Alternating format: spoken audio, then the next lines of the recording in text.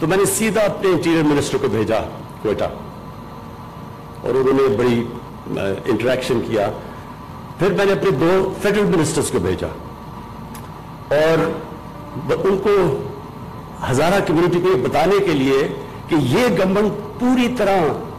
ان کے ساتھ کھڑی ہے, کیونکہ ہمیں پتہ ہے, مجھے خاص طور پر پتہ ہے کہ ان کے اوپر کس طرح کے پیچھے ظلم ہوئے ہیں. اور میں نے ان کو شیورٹی دی کہ ہم ان کی ہر قسم کی جو بیچارے لوائقین ہیں, اب ان کے گھروں میں جو کمانے والے تھے وہ مار دیا انہوں نے. تو میں نے ان کو شیورٹی دی کہ ہم ان کو پوری طرح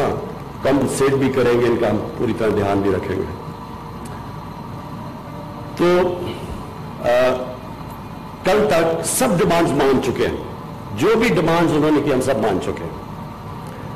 ان کی ایک یہ ڈیمانڈ ہے کہ جی پرائم منسٹر آئے تو پھر ہم لاشوں کو دفنائیں گے. میں نے ان کو میسج پوچھا یہ ہے کہ دیکھیں, جب سب ڈیمانڈز بھی آپ کی مان لی ہیں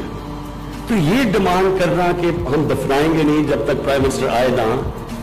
یہ کسی بھی ملک کے پرائم منسٹر کو اس طرح کی بلیک میل نہیں کرتے,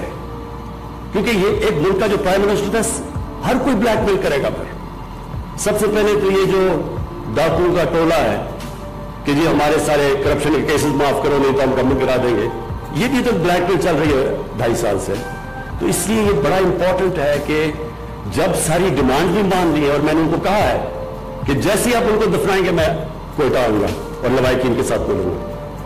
اور میں پھر آج یہ اس پلیٹ فارم سے کہہ رہا ہوں کہ اگر آج آپ ان کو دفناتے ہیں میں آج کوئٹہ جاتا ہوں اور لوائقین کو ملتا ہوں. تو یہ کلیئر ہو جانا چاہیے کہ ساری آپ کی ڈیمانڈ بھی مان لی ہے, لیکن یہ نہیں کر سکتے کہ آپ ایک کنڈیشن لگا دیں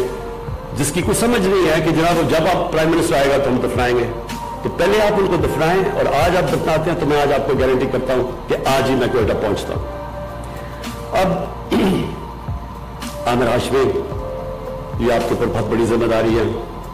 اور ہماری جو آئی ٹی منسٹری ہے, امین آپ کو بھی میرے خیال میں یہ ہمیں جس طرح کہا گیا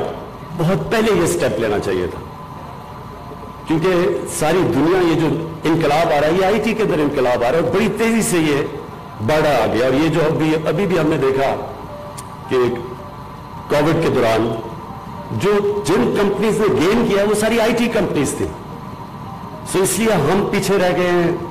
اور ہمیں یہ بہت پہلے اس طرح کے انسینٹیوز دینے چاہیے تھے اپنے آئی ٹی سیکٹر کو,